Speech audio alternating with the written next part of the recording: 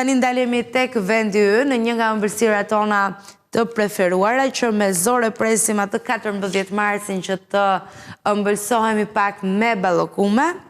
Dhe në fakt riti tradicionali përgatitjes së ballokumes së Elbasanit, ëmbëlsirës ikon të këtij qyteti, është njohur zyrtarisht si trashëgimi kulturore jo materiale nga autoritetet kulturore të vendit. Një njohje e cila thekson vlerën e saj jo thjesht si një recetë ushqimi, por si një simbol i fortë i identitetit dhe traditave kulinare që lidhen me ditën e verës dhe jetën komunitare. Familjet elbasanase kanë ruajtur me përkushtim recetën e origjinës dhe mënyrën tradicionale të përgatitjes për breza me radhë, duke përdorur enë dhe mjete autentike dhe duke e mbajtur gjallë këtë praktikë kulturore për dekada e për shekuj me radhë.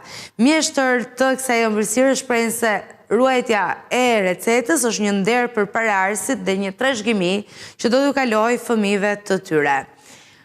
Tani, në fakt, ballokumja mbetet një nga ëmbëlsirat e mia të preferuara, po jam e bindur edhe e shumë të tjerëve.